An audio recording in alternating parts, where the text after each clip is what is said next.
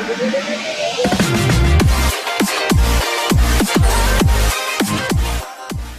behalf of Prabhudas Liladhar, I welcome you all to the Q4 FY18 results conference call of Jindal Steel Power. Without much ado, I would hand over the call to Nishant Baranwal, Head Investor Relations. Over to you, Nishant. Thank you, Kamlesh. Good morning, everybody. We welcome you all to JSPL's fourth quarter and full year FY 2018 financial results conference call. Today we have with us Mr. N.A. Ansari, our CEO, Steel, Mr. Bharat Rora, our CEO, Power, and Mr. Deepak Sugani, our CFO. To begin the call, I would request Mr. Ansari to give his opening remarks. Sir. Thank you, Nishant. So, good morning to all and welcome to this conference. I'm very happy to report an overall excellent performance by Jindal Steel Power Limited in this quarter and in this year. So, you already have the complete report with you. I will just share some highlights of this report. In the fourth quarter, we have had the highest ever steel production in our company. And if you look at the number, the standalone number was 1.26 million tons for the quarter, which was 38% more than the corresponding quarter last year. And on a consolidated basis, this number is 1.72 million tons. That includes 0.46 million tons from Oman, and that number is 32% higher than the corresponding quarter. On a yearly basis, our consolidated number for the production is 5.7 million, which is 19% higher. And for the quarter, it is 4.02 million, which is 16% higher compared to the corresponding quarter. If you look at the revenue is also high. It is on a consolidated basis, it is 8,599 crores for the quarter, which is 27% higher. And for the year, it is 27,841 crores, which is 23% higher. On a standalone basis, the revenue is 5,752 crores, which is again 27% higher compared to the corresponding quarter. And for the year, it is 17,523, which is 13% higher. If you look at the EBITDA number for standalone, it is for the quarter, it is 1,519 crores, which is 66% higher compared to the corresponding quarter. And for the year, it is 3,973 crores, which is 37% higher. On a consolidated basis, the EBITDA is 2,136 crores, which again is 38% higher. And for the year, it is 6,469, which is 37% higher. If you look at the standalone EBITDA per ton, that number has also gone up very significantly compared to the last quarter. It is now 12,800 rupees per ton compared to the last quarter number of 9,800. If you look at the entire year, the yearly average is about 10,500 rupees per ton. I'm very happy to report that after many quarters, I think about 13 quarters, JSPL has come into profits, and our PAT is 145 crores. If you also look at Oman has also done exceptionally well. Oman has got an EBITDA of 71 million for the quarter, which is $71 million, which is 121% higher compared to the corresponding quarter. And for the year, it is $221 million, which is about 120%. This also includes the pellet production, because the pellet production has also, for the quarter, gone up by about 15% to 1.84 million tons in this quarter. And on a yearly basis, it is 6.86 million tons, which is about 6% higher.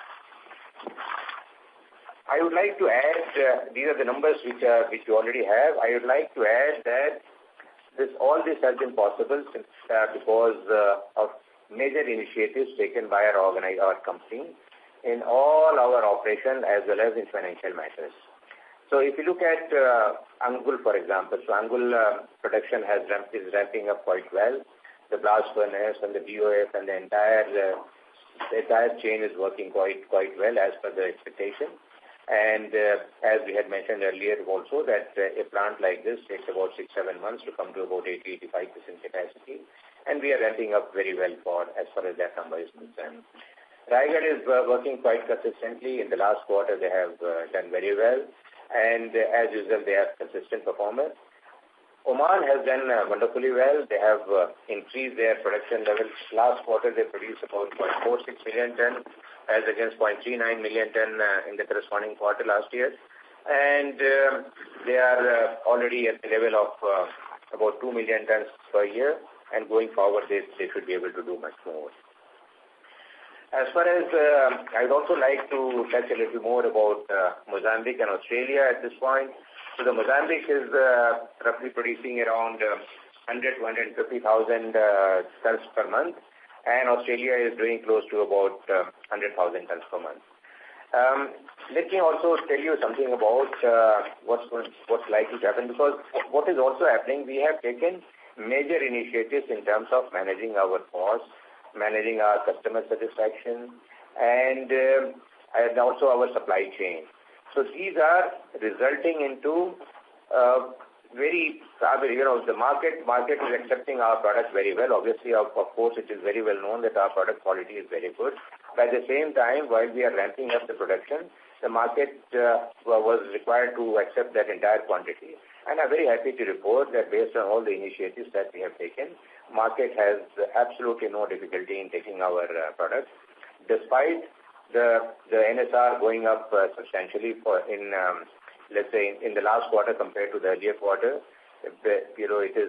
Market is accepting the product, and we are in a fairly good situation as far as inventory is concerned. We have also taken several other initiatives in terms of managing our working capital, etc., and all those are yielding results, so that despite completing our capital project, despite needing higher working capital, our debt level has actually come down to about 42,000 crores, which if you remember, the peak number was something like 46,500 crores. So compared to the peak, we already down by about 4,500 crores.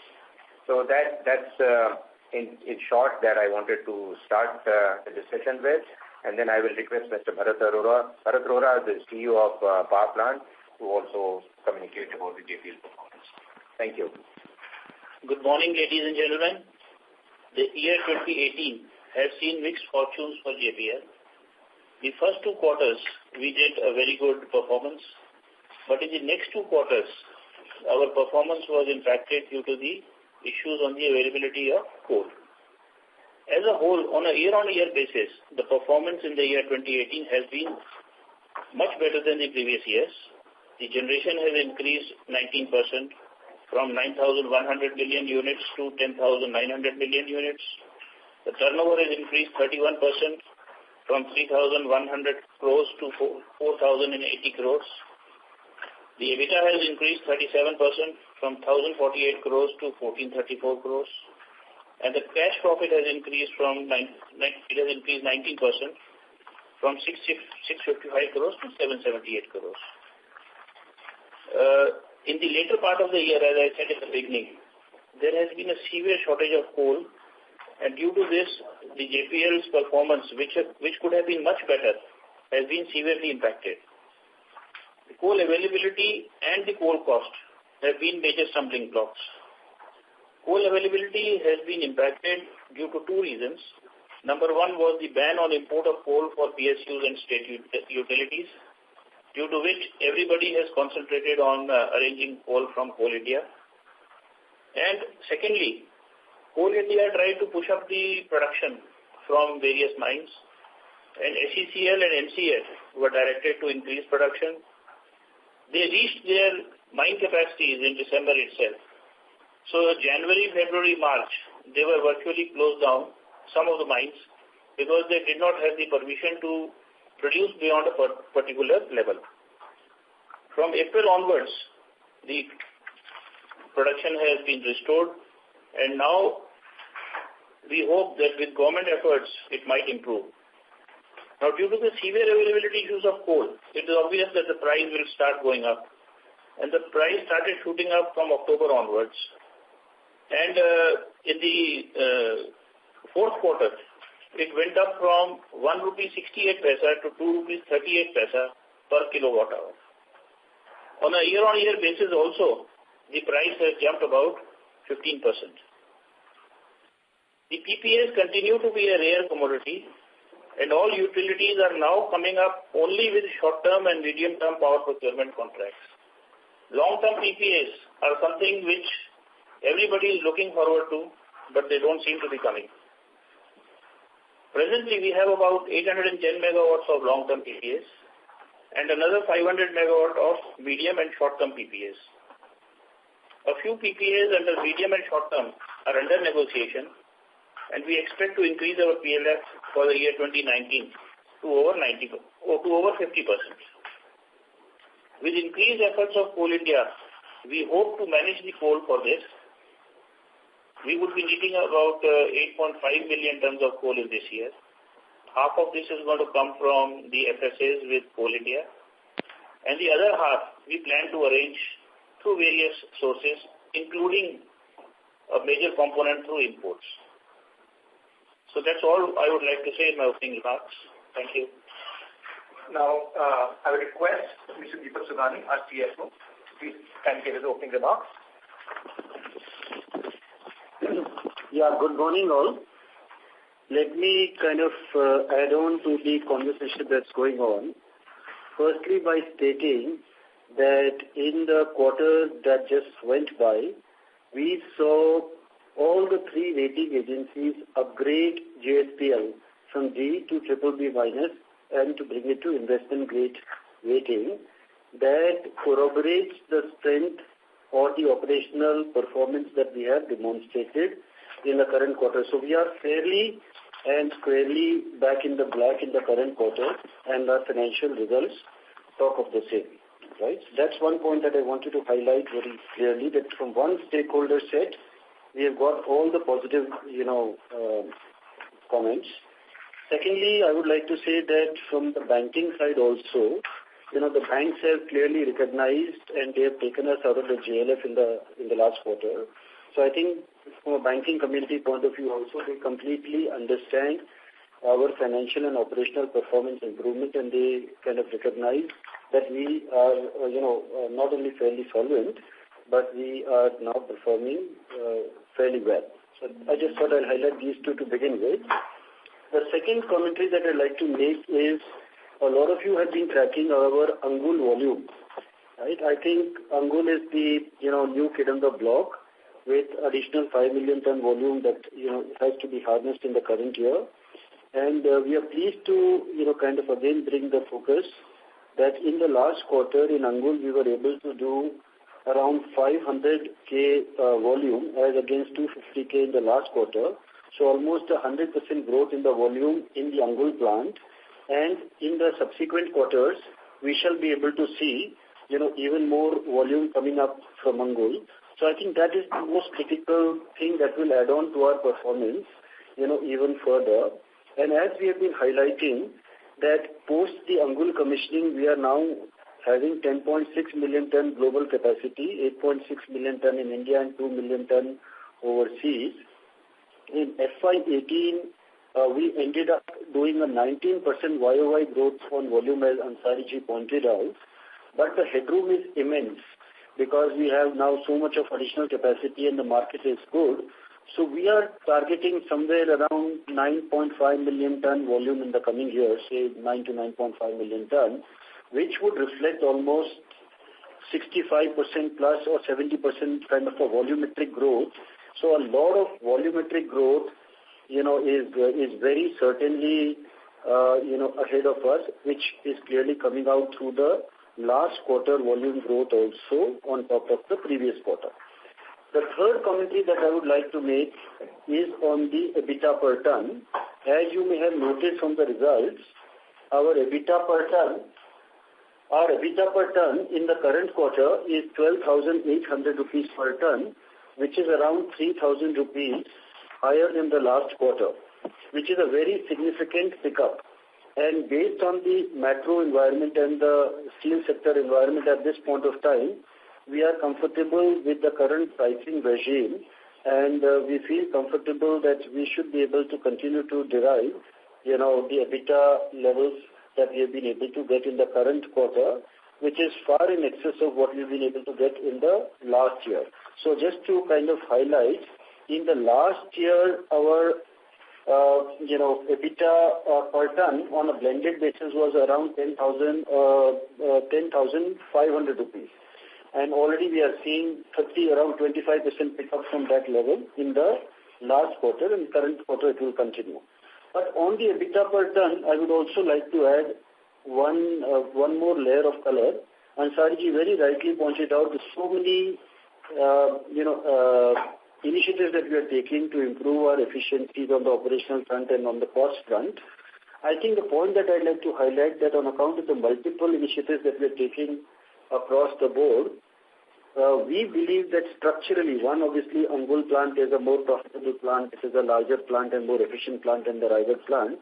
But as the volume picks up and as the several operational efficiency initiatives that we have put in place and are maturing, structurally we should be able to harness almost 2,000 rupees per ton EBITDA improvement without any external cost or pricing issues.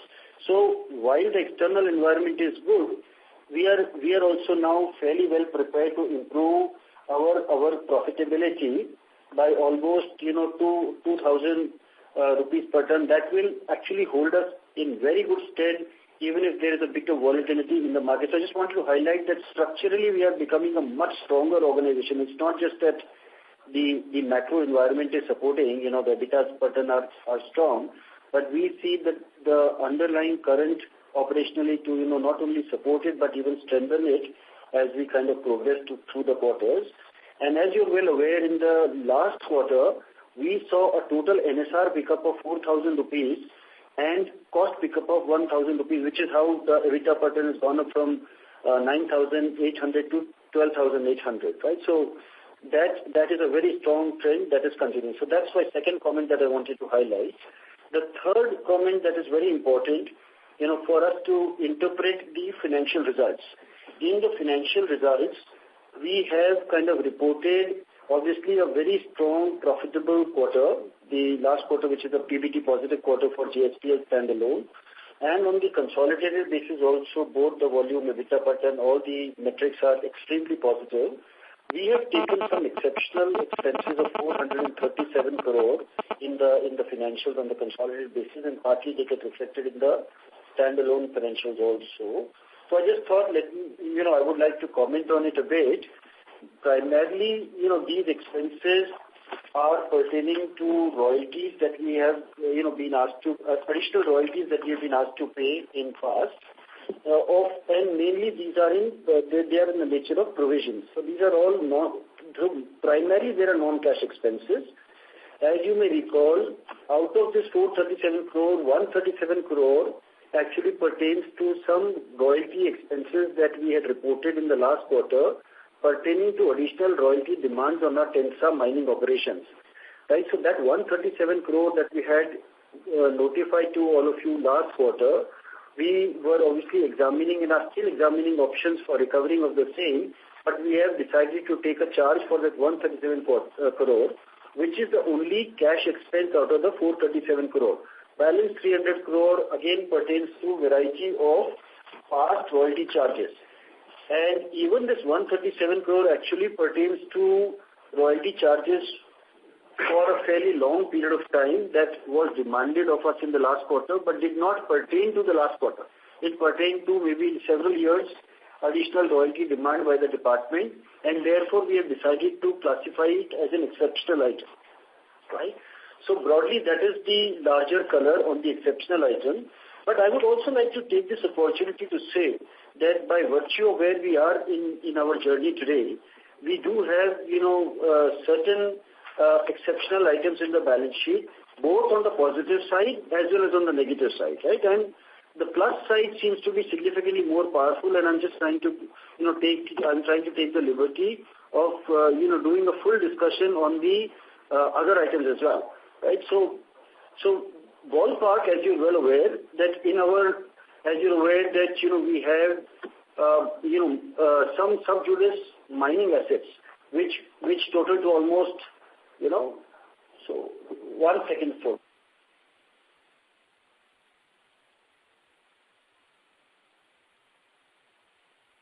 Hello. Yeah, so I think we're just trying to do a disclosure on the exceptional items, right? So you're well aware that we had reported this 437 crore exceptional items, and you're aware that we had, kind of taken.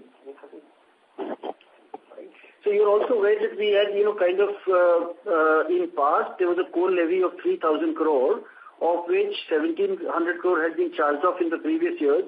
We are still contesting the balance 1,300 crore, and we obviously are hoping for a favorable, outcome in that in due course. Okay? So now that disclosure is now over. Now we speak on the other item. We speak about the deleverage. The next item is on the balance sheet side. And we will be able to take any questions on the exceptional items once the question and answer session opens. So we now talk on the deleverage. On the deleverage, as we've already kind of highlighted, that from the peak debt level, we are minus 4,500 crore. I think the point that I'd like to highlight is that we are at the end of the capex cycle. All major capexes have actually been done. And, we have already started deleveraging extremely significantly. Based on the additional liquidity that has come in to us from the QIP and additional working capital that has been sanctioned, broadly we believe that we are having a fair amount of positive liquidity available with us. We have also been able to, add to our working capital to, help the Angul business ramp up. So from a liquidity point of view, we are feeling fairly comfortable at this point of time to drive our business to the next level. So I think broadly that's the commentary, and, can we open it up to question and answer? Thank you, sir. Now I would ask the operator to open it to questions, but before we start, may I again, as always, request all of you to kindly ask more strategic questions. Myself and Shweta are always there on the IR team to help you with the data questions. With that, I would request the operator to kindly open the line. Operator? Thank you. Ladies and gentlemen, we will now begin the question and answer session.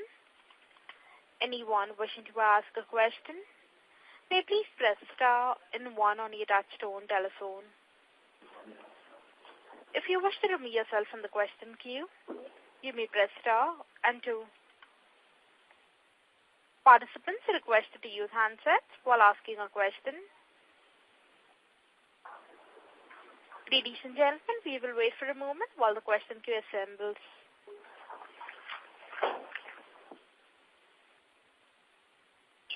We'll take the first question from the line of Forum Mehta from PNB Mutual Fund. Please go ahead. Hello? Yes, please. Yes, so my first question is the cost efficiency of about 2,000 rupees a ton, what you mentioned. Is it specific to Angul plant, or is that on a company as a whole? So it is and if you can, in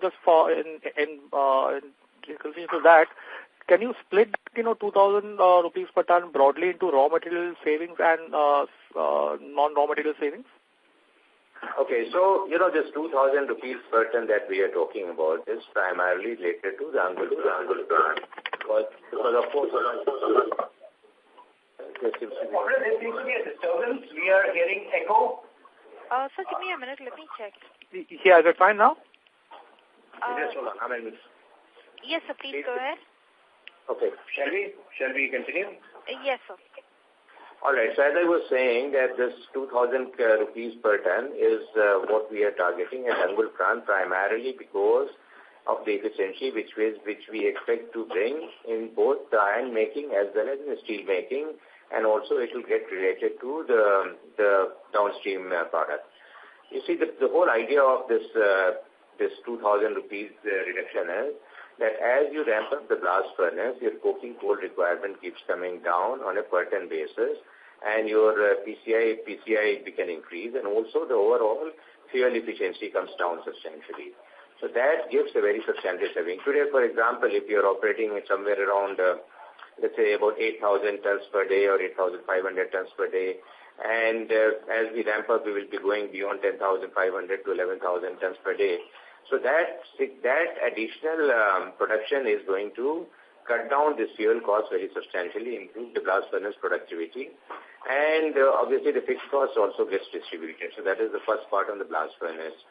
So at the same time, the BOF is also ramping up and the entire steel melt shop ramps up. So as you ramp up, your refractory cost keeps coming down. Your fixed cost in terms of the manpower, etc., that keeps coming down substantially. And this also, as well as the improvement which is going to happen in the plate mill and bar mill, combined together, we are targeting a minimum of 2,000 rupees per ton reduction. Does it answer? And Angul as a total percentage of production or sales would be what, 40% on a standalone basis, or in FY19 and FY20 specifically that number can be much higher? So if you look at this FY19 number for Indian operations, we are talking about close to about 7 million tons, roughly around, ballpark figure. Out of 7 million tons, about 50% will come from Raigad and about 50% again will come from Angul. So it is roughly about 50%. And my last question is with respect to balance sheet, the 42,500 crore, does it include the current maturities of long term within 1 year, or that number is over and above that? This covers both the current maturities of long term as well as the non-current components of the long term. This is the complete debt of the company, consolidated across all geographies. And with respect to that, what kind of working capital increase should be there, or we still have room to further take down our working capital requirement in number of days? So broadly, there is always a lot of room for improvement. So the way we run our business is continuous improvement quarter on quarter on all fronts. We've been able to kind of optimize our working capital cycle quite significantly over the last couple of quarters, right? But we still believe that we will be able to optimize it further. We are, I think, right now running it around 38-40 days. We should be able to bring it down further by another 8 to 10 days, and we're working on that. Okay. Thank you very much, and all the best. Yeah, before we go ahead, if I could just request everybody to limit their questions to only 2, because we have a long Q&A list. Thank you. Thank you. The next question is from the line of Atul Tiwari from Citigroup. Please go ahead. Yeah, thank you, sir. And congratulations on a very successful turnaround and very strong set of numbers. So my question is on your next year's India business guidance of 7 million tons of steel sales. Obviously, you guys can produce, but will market be able to absorb it? If you could give some more color on this issue, in which product segments you are seeing improved demand? Because, not only you guys, but your competitors will also be ramping up somewhat. And also after the NCLT resolution, some of the NCLT-related cases which are running at low capacity, they will also be ramping up. So, how do we get more confidence about this 7 million ton volume guidance in FY19? All right. So, if you really look at the Indian market today, it is close to about 100 million ton market. And we're also seeing that the annual growth in demand for the steel is, last year was already close to about 5%. This year we are expecting at least 5.5% to 6%. And going forward, based on the GDP growth, we certainly expect it to be around 6% or so. Which means we are saying that every year we are expecting a demand of additional demand of about 6 million tons on a compounded basis. Now, if that be the case, and we are also aware that there are no immediate new plants which are going to come, let's say in this year or next year, or there are obviously people are talking about expansion, and in terms of this JSPL and other companies are also talking about expansion. So that is fine. So now, therefore, as far as today's scenario is concerned, and also in the next 2-3 years as we proceed further, we certainly see that the demand pickup is considerably more than whatever capacity buildup is going to happen. You also mentioned about the companies which are under NCLT and which are going to be taken over and all. those companies were not really closed. They were, most of them actually producing. So it also is possible, certainly it will be possible, that the new owners will try and push and bring in much better efficiency and capacity utilization compared to what is happening now. And if that be the case, then I'd imagine that there's still, there will be maybe another 5%, 10% kind of increase in efficiency in the coming year or two.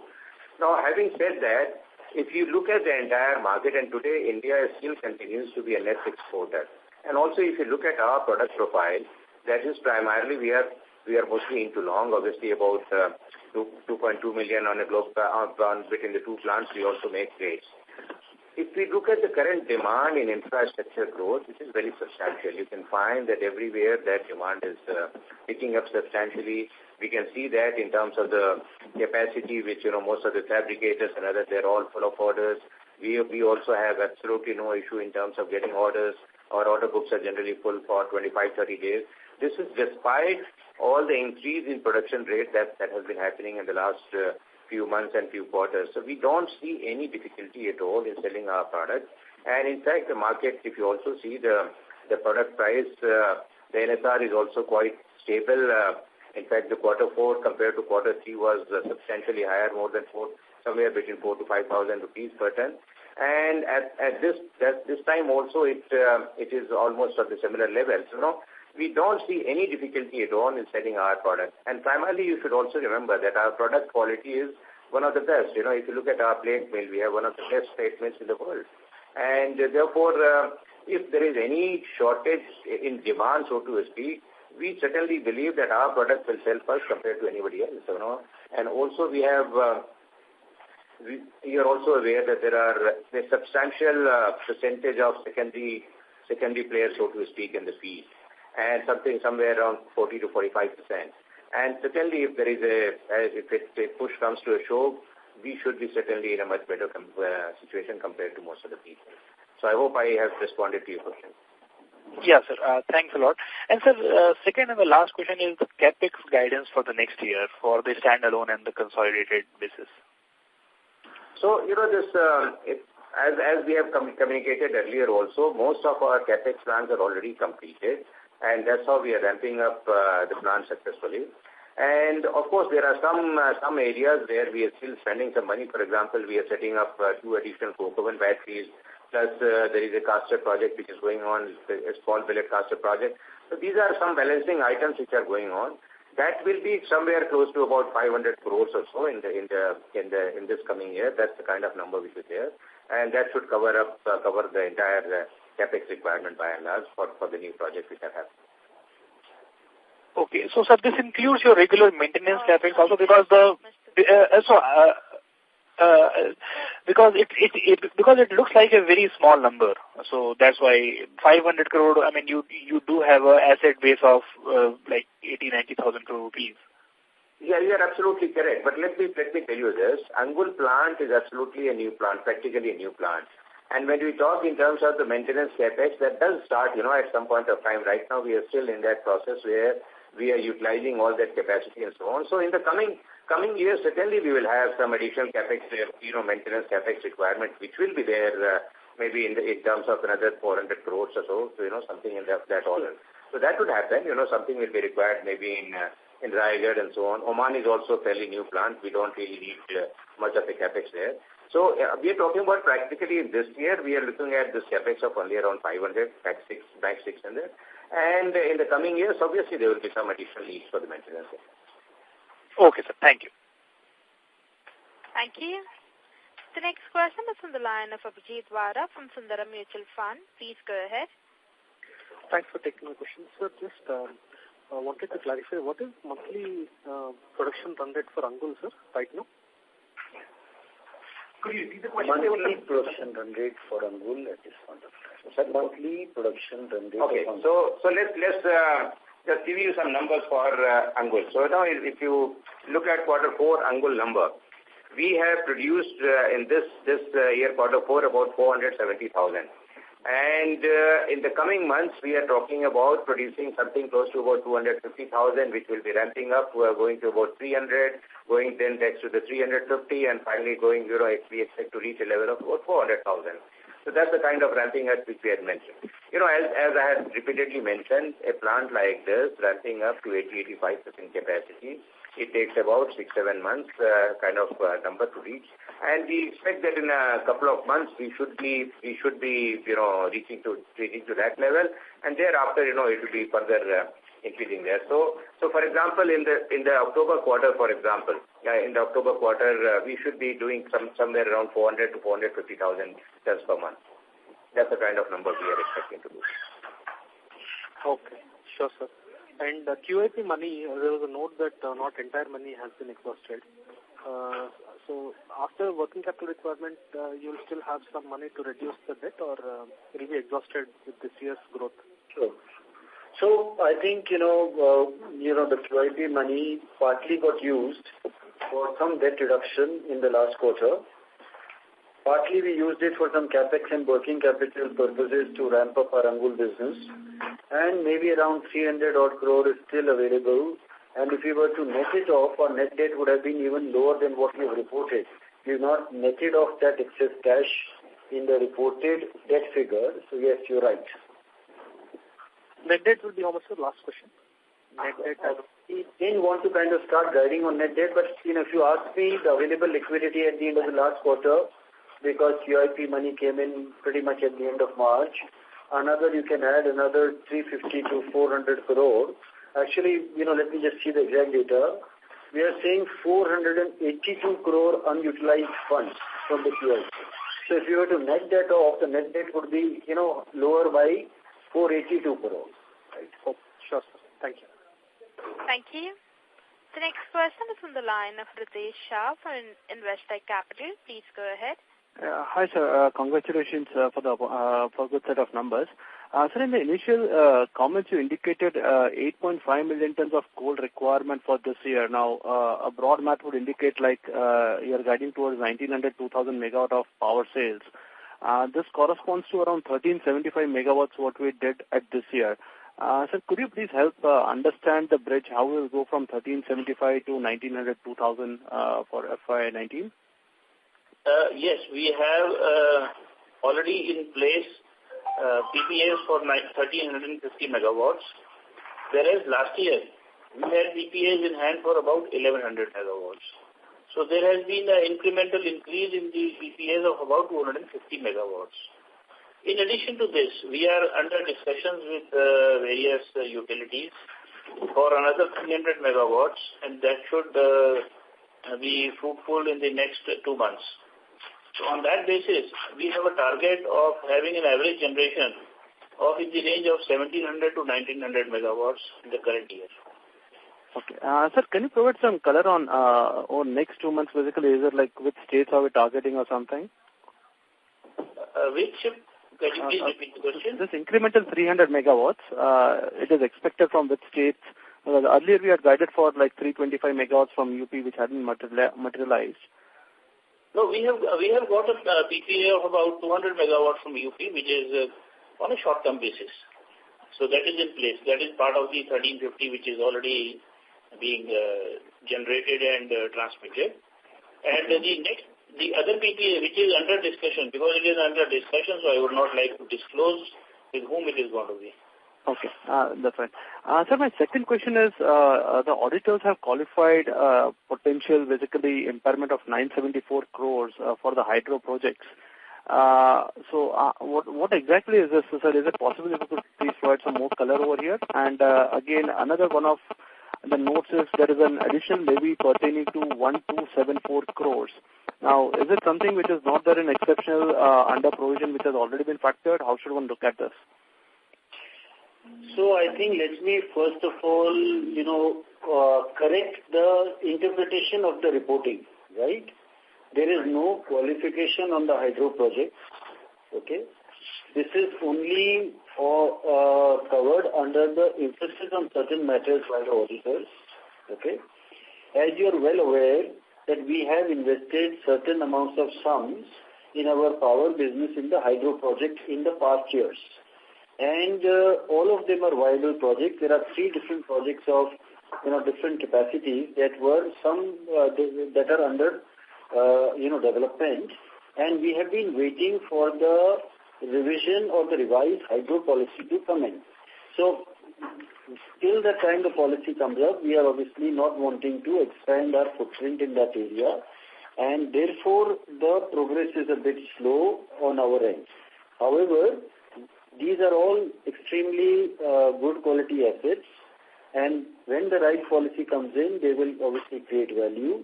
The current disclosure by the auditors is by way of abundant caution. We do not foresee taking charges on account of these hydro projects anytime near in our financials. Okay? So let me just set this completely clear. Okay? Yeah. That helps. And sir, my second point was on 1274 crores. Sorry to interrupt. Mr. Shah, may we request that you return to the question queue? There are participants waiting for their turn. Thank you. The next question is from the line of Nitesh Jain from Axis Capital. Please go ahead. Hi, thank you. Ansari ji, I have 2 questions. Number 1 is on the cost of production of steel business in India. How should we look at the dynamics of the local iron ore pricing?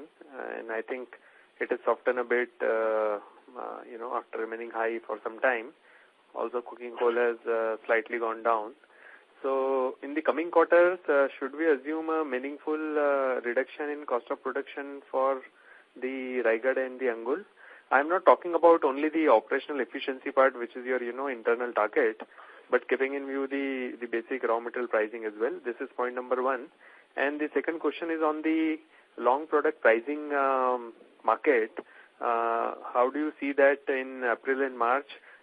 Is the steel realization for JSPL are higher than the Q4 average you reported? These are the 2 questions. Thank you very much.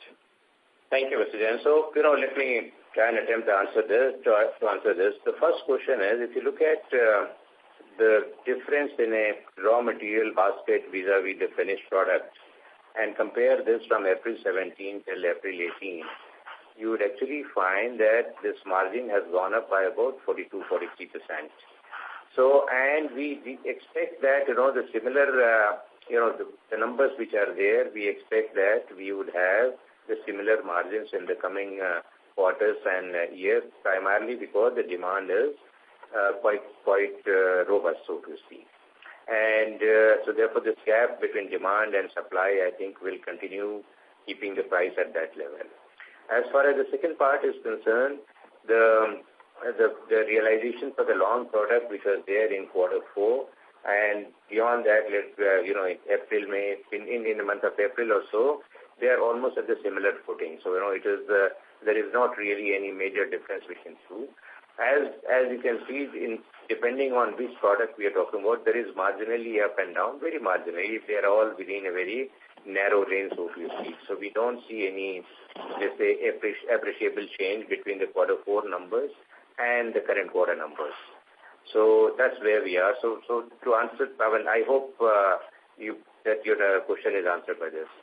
Yeah, sure, sir. Got it. All right. Thank you very much. These were the 2 questions. Thank you. Thank you. The next question is from the line of Amit Dixit from Edelweiss Securities. Please go ahead. Thank you, sir, and congrats for a good set of numbers. I have 2 questions. The first one is, what would be the Angul exit rate in the month of March and DRI likelihood of DRI plant to start up going ahead? And the second question would be that in power business, we have seen that, the offtake from Coal India, actually the sales volume of Coal India has materially gone up in April. So are we seeing better availability of coal for power business? These are the 2 questions. Okay, so the first question I will attempt to answer. And as I already mentioned a little while back, that in Angul, the ramp-up is happening quite well. And going, as we go towards the end of the financial year, we should be very close to our full capacity. The current full capacity in Angul is about 5 million tons. And the exit rate in the month of March should be somewhere closer to that. That's the kind of number that we are expecting to operate with. That is first part. As far as the coal is concerned, I will request Mr. Bharat Vora to respond. Sir, DRI plant startup, just a minute. Yes, the DRI plant to start up. We are targeting the DRI plant to start up sometime around end of July, early August. So that's something which we are, is depending on the ramp up of the blast furnace and BOF. So that's the kind of target which we have. That middle of this year we will be starting. Yeah, regarding Mr. Dixit, regarding the coal availability, because they had issues on the environmental front, so the mines in our area, they have started production in the month of April, and availability is better than March. Although it is not to our expectations, but we expect it to improve in May, June, because these are dry months and they can give a very good production in these 2 months. Okay, sir, got it. I have a few more questions, but I will come back in the queue. Thank you. Okay. Thank you. Thank you. Thank you. The next question is from the line of Pinakin Parekh from JP Morgan. Please go ahead. Yeah, thank you very much, sir. So just circling back to the steel, 7 million ton guidance versus I think roughly 4.06 million ton of production which we saw in FY18. So can you give us a sense of what is the expected percentage share of semis of the 7 million tons that you plan to sell versus what it was in FY18? All right. So, when we talk in terms of semis, we really don't talk in terms of the normal billets or slabs. So, that's not the kind of semis we now generally sell. The semis that we actually sell is, the value-added rounds or even the square billets which are value-added, which are used for much higher applications. So, if you look at our total balance, for example, the point is that our rolling mill capacity is almost balance our steel making capacity. If I'm talking in a combined manner for Raigad, Angul, as well as Patratu. And so therefore, we still have, of course, some capacity for making semis. So we take always a decision whether at any given point of time, let's say in a given month or a given quarter, does it make better sense to sell the value-added semis or make, one of those products which we make, for example, the structures or the plates or the rebars or the wire rods, whatever. So, that's always a dynamic decision which we keep taking depending on the market needs. And fortunately, we have that flexibility to do so. So, therefore, to answer this question, whether there is a fixed pattern for sale of semis, I would answer that there is a minimum, certainly there is a certain minimum number which is there. For example, we supply the rounds for the seamless pipe industry, and they are, by and large, they are our partners and depend on us, and we depend on them. So that's the kind of number which we, on a regular basis, we supply. On the other hand, there are some which are more opportunity-based, situation where we determine what to do. So, I really don't want to give you a very fixed number that this is the kind of semis percentage which we are going to sell because, again, the word semis itself is very different for us. Understood. So my second question is going back to the capex number of 500 crores for the year. Now, so the depreciation run rate on a consolidated basis is roughly 1,000 crores a quarter, which is 4,000 crores a year. Now, we understand this is because a lot of the new projects are being starting expensing through the P&L. But, sir, you mentioned this 500 crores is on those balancing facilities. So what will be the maintenance capex for a company as large as JSPL?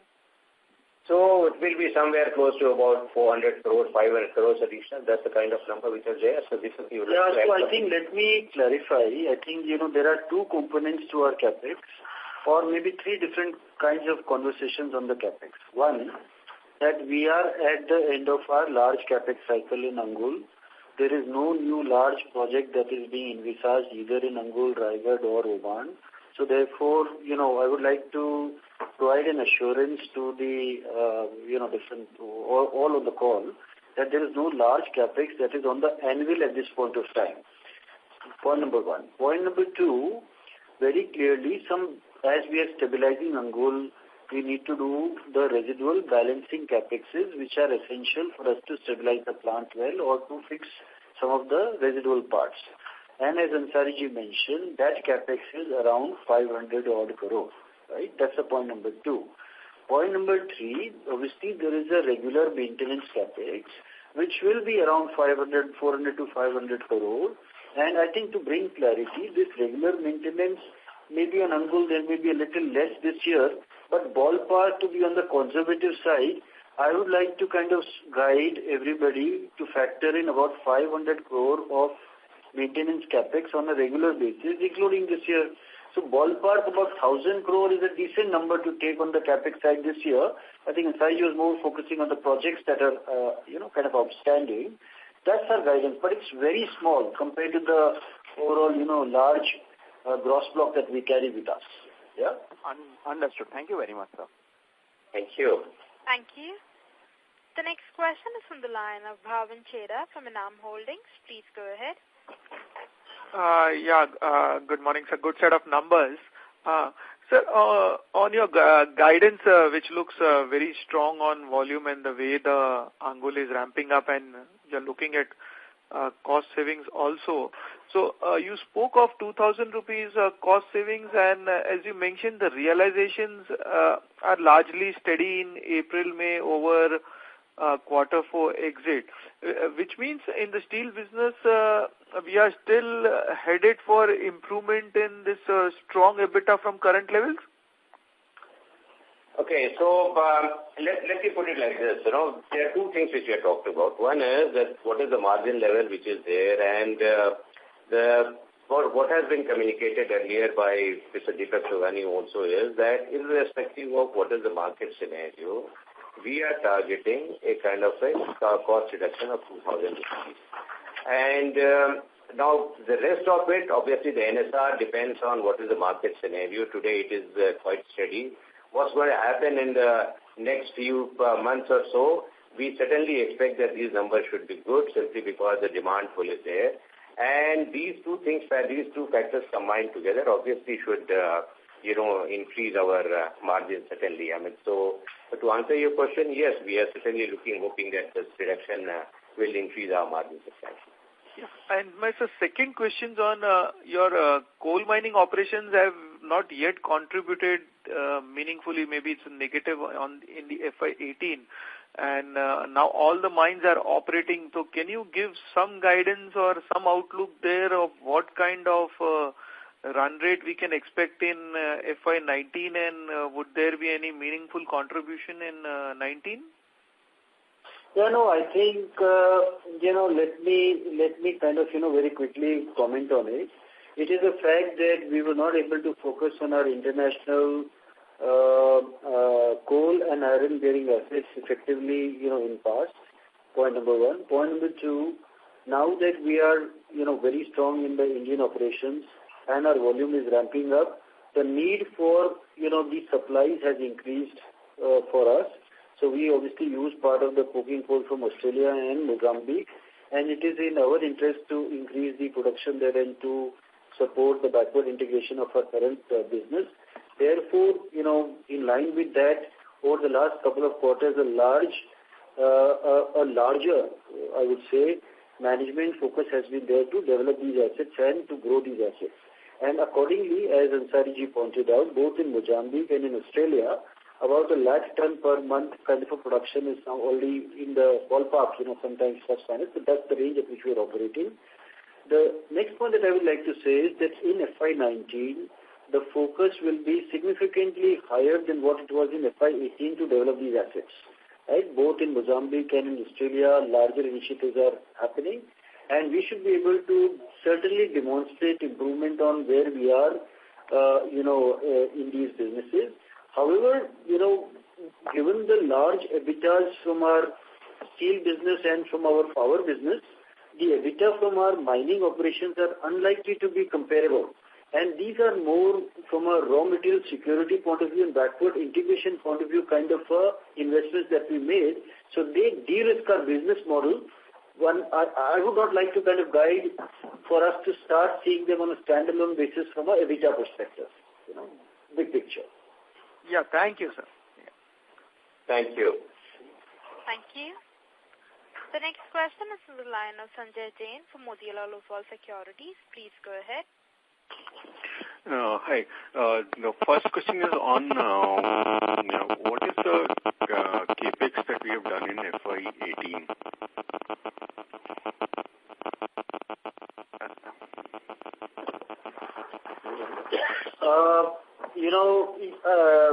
I think just 1 second. If you can just wait for a second, we'll just get the exact data. Or maybe we can respond offline. And in the meanwhile, if you prefer to ask your next question, you may do so while we're getting the data compiled for this, okay? Okay.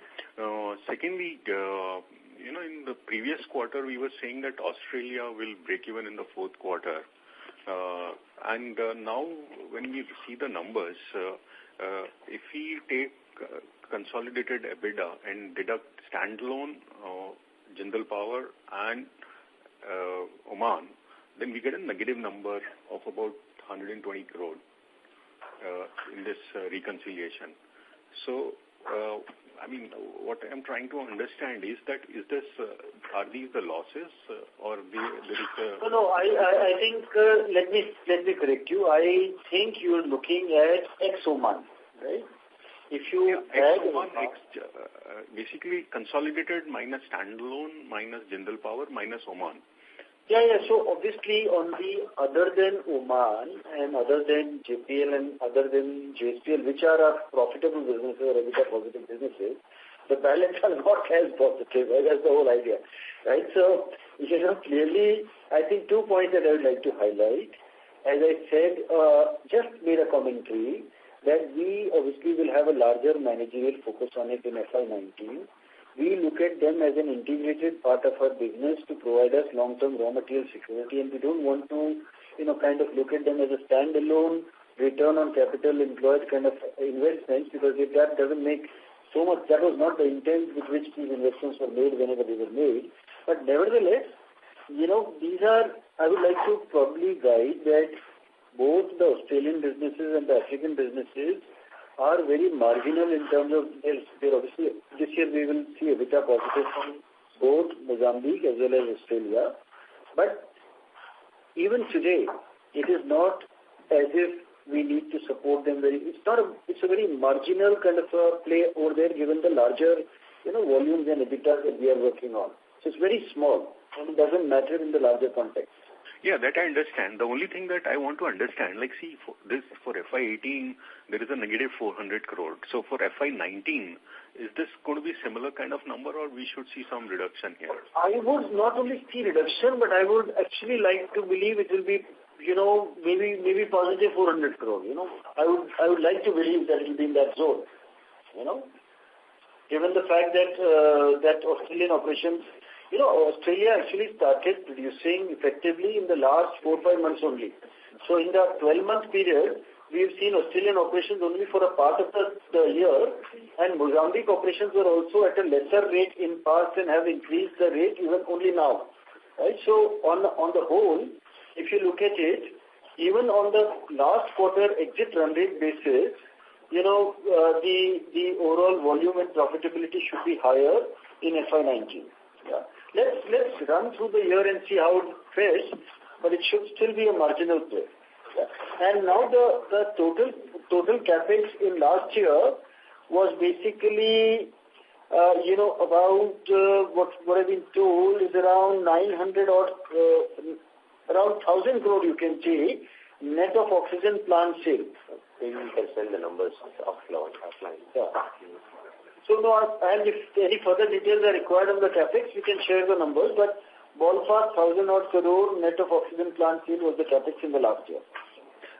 What do you mean by net of sorry, plant? Mr. Jain. So may we request that you return to the question queue? Okay. Thank you. The next question is from the line of Anmol Das from Stewart and Mackertich. Please go ahead. Good afternoon, sir. Very congratulations on your good numbers. I just have one question. Does JSPL have any subsidiaries overseas or within the domestic market which they are planning for a divestment? Because many other peers of yours are into that. They are asking whether there is any subsidiary which they are wanting to divest. So obviously, we have, for example, the Jindal Shadid, which is in Oman, which is a 100% owned company by us. So there is a company which is there. And we, of course, have Jindal Africa, which is part of Jindal Mauritius and so on. So there are obviously companies which are there. And as far as divestment is concerned, we are obviously looking at Oman, whether we should go for any IPO or so. But right now, these are all work in progress. We are still looking at various options, whether it makes any sense to go for IPO at this stage or do it a little later, or should we have some direct investment by people. All that, those options are being looked at. But right now, there is nothing that we really can share at the moment. Okay, thank you. Thank you. The next question is from the line of Qtr4 from Sundaram Mutual Fund. Please go ahead. What is the status of this sale of Tamar on? Sorry, can you repeat? The 1,000 megawatt power plant. Okay. So, it is the status quo. The long stop date remains as June this year. And obviously the two companies are discussing whether they should extend this agreement for further period of 6 months to a year. And that discussion is on. Most likely that might happen, but as of now, it is the status quo. Okay. And second, I wanted to just clarify all the provisions for the past levies have been taken or still some more portion? Thanks for asking that question. And let me, give you my commentary on that, right? Clearly, you're aware there was a large coal block related levy that had been imposed on us of around 3,000 crore in past, which we have paid, and we have taken a charge of around 1,700 crore, and around 1,300 crore is still remaining to be charged off. We are contesting, it is being contested, and we are obviously hopeful of recovering bulk of the payment that we made in past. So that is the reason why we have not taken this charge so far, right? On the other hand, let me also say that there is a sub judice matter where around 12 million ton of our mines are not yet accounted for. So while on the exceptional side in the balance sheet, maybe there are certain items which we are contesting and which we are hoping will come out to be favorable, there is one large item that is likely to be even more favorable, which is also not yet being taken or, factored into the conversation effectively. So on a ballpark basis, if I look at some of these contingent liabilities and contingent assets, my assessment is that we will come out to be significantly more positive, given the fact that we already made these payments which were not the fair payments, and we are contesting the recovery of them, right? Just the payment of 2,000 crores has been made or entire 3,000 crores has been made? We have made 3,000 crore payment. There was a one-time, excess royalty payment that was, coal-related levy that was asked of us, which we had no choice. The Supreme Court had asked. We paid, and we are contesting the same, and we have accounted for almost 1,800 crore of it, and we still are hopeful to be able to recover the entire lot. So that is the whole reason why it has not been fully charged off, for us to be able to contest it effectively. There is no further cash flow. The cash is already out long time back. Right now, whatever will happen will only give us cash back, right? And also there is a large, about 10 million ton of iron ore mines that belong to us, which is sub judice, and we are demanding right on those iron ore mines. The payment for that also has been made by us in past or expended long time back. Whenever those iron ore mines come to us, and they will at some point of time, that will again, give cash flow to us. So if you look at the larger concept of a business, netting off between the contingent liabilities and assets and provisions, my assessment is that on the cash side, we have paid out all the larger payments that were required to be paid, and whatever provisions, when and if they come, they are only non-cash related, but we are hoping to actually generate significant cash from the payments that we have made in past, all these provisions. That's the summary for it. Okay. Sure, sir. Thank you. Thank you. The next question is from the line of Abhijit Mitra from ICICI Securities. Please go ahead. Yeah, thanks for taking my question. Just to understand, and given that we are looking for 7 million ton steel production in domestic business in FY19, what kind of net debt to EBITDA are we aiming for? Is it fair to say that without factoring in any meaningful divestments or of any of the subsidiaries, can we reach 3 to 4x kind of a target, which we have kind of alluded to in the last quarter in FY19 itself, if we are looking for this kind of production? That's question number one. Question number two is, I also wanted to understand what is the gap that exists right now between Angul and Raigarh in terms of their EBITDA performance. The reason I am asking is that as Angul ramps up and as this gap kind of narrows down, or so to speak, the EBITDA converges, we are initially expecting to see a better EBITDA performance. So part of that is the 2,000 rupees per ton of cost benefit or cost optimization that you have earlier referred to. But if you could also help us understand the current gap in EBITDA performance between these two plants, that would also be helpful. Thanks. So I think let me take your first question on the net debt to EBITDA. I think, we are reporting a very good set of net debt to EBITDA numbers also this quarter end or this year end. FY17 ending net debt to EBITDA was a little over 13 times, right? And FY18 end net debt to EBITDA is around 6.5 times, right? And next year, without any divestments, if you look at the volume that we have said, around 9.5 million ton, 9 to 9.5 million ton in the power business. So if we do a quick rough back of the envelope computation, we will arrive at, and today's EBITDA per ton is around 12,800. So if we apply that, we are talking about, an EBITDA per ton on 9.7 into 12,000. We are talking somewhere around 11,000 or 10,004 per EBITDA of the steel business itself, and power business will also get added.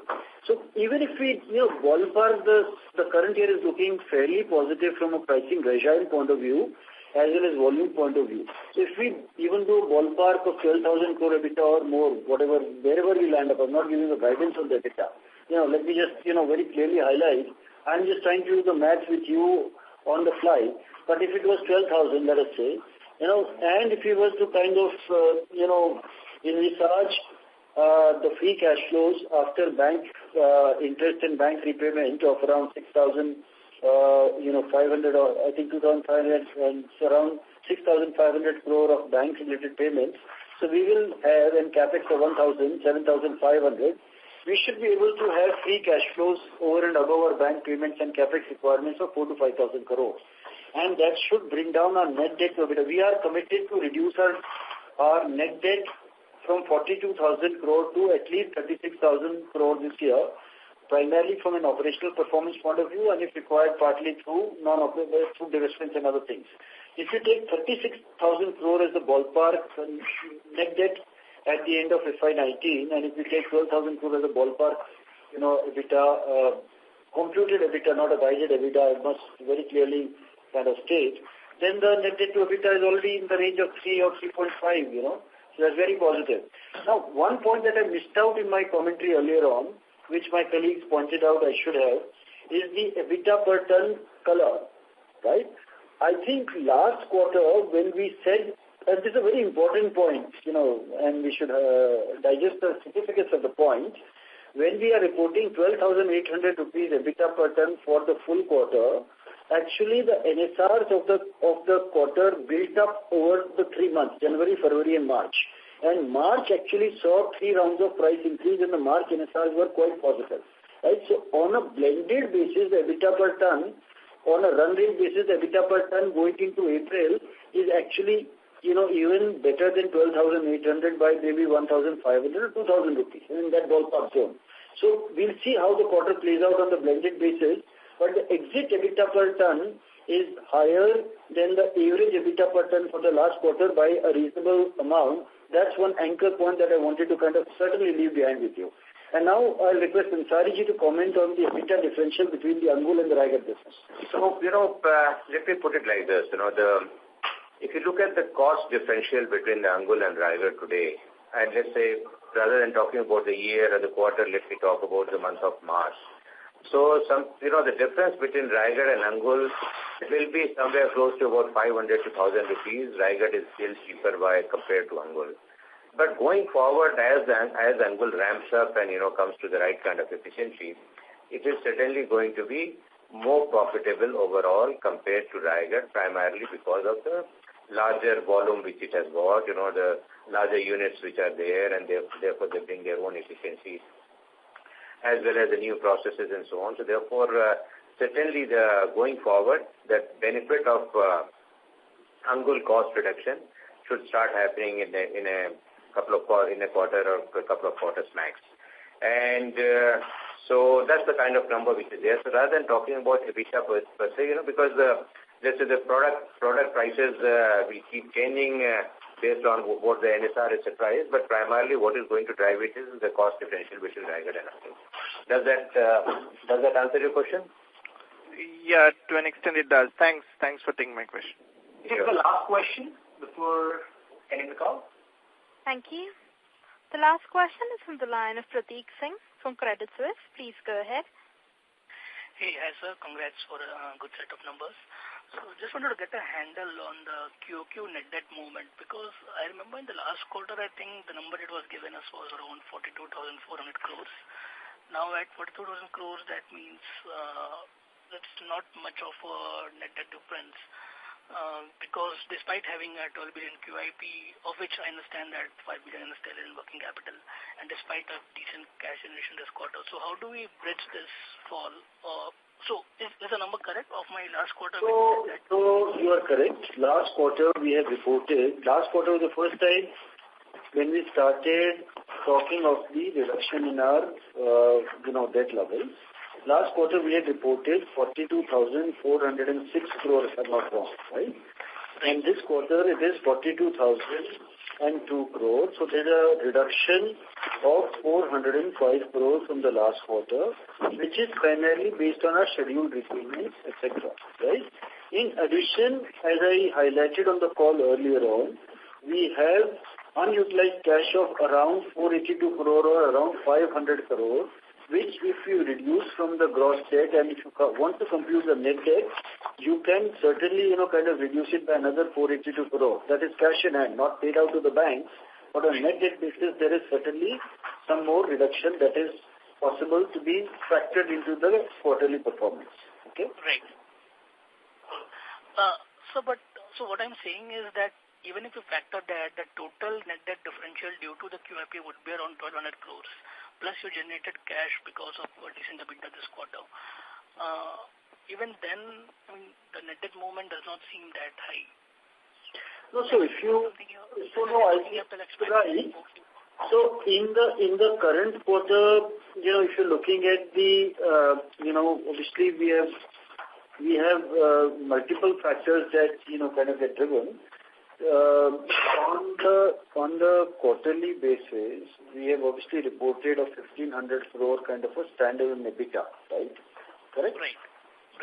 And you're well aware that our Angul business is ramping up, and we've got this 1,200 crore additional QIP funds also. So we are talking about 2,700 crore additional funds that came in the business in the current quarter, correct? Right? Right.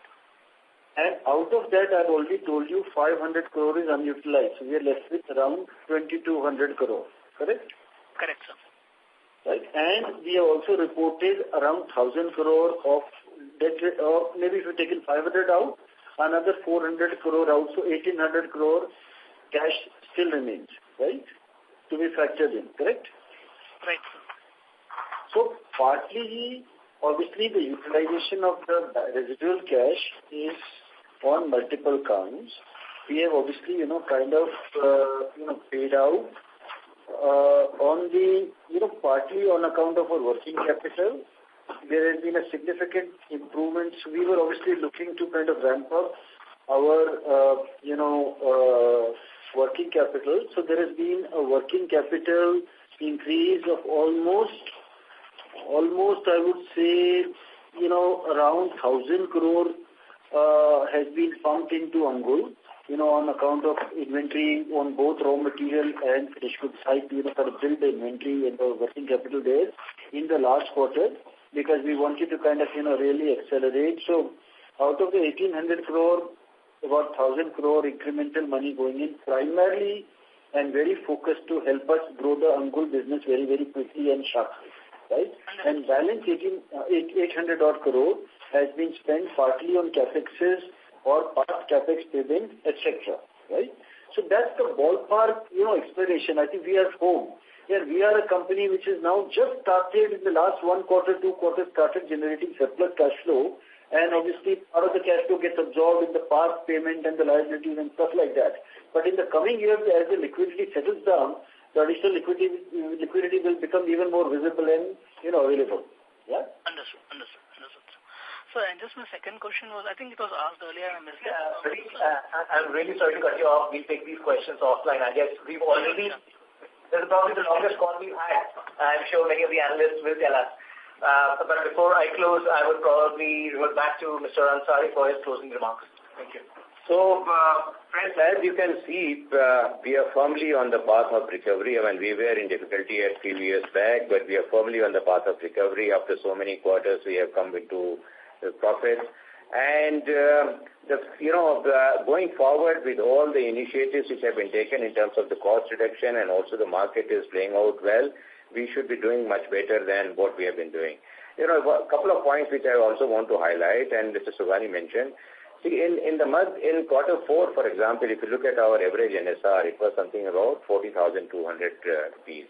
Whereas in the month of March itself, it has gone up to about 52,000. And today it is actually even better. It is close to about 43,000. So therefore, overall, we certainly see very positive sentiments, coupled with our cost reduction, coupled with our substantial volume increase which we are planning, and coupled as the market continues to play well primarily because of the demand-supply gap, we do believe that we should be doing much better in the coming quarters and year compared to what we have done in the past. So I thank you all for your very insightful questions, and once again, thank you all. Thank you very much for joining us for today's call. And with this, I revert back to Mr. Kamlesh Bagmer from Prabhudas Lilladher. Thank you very much.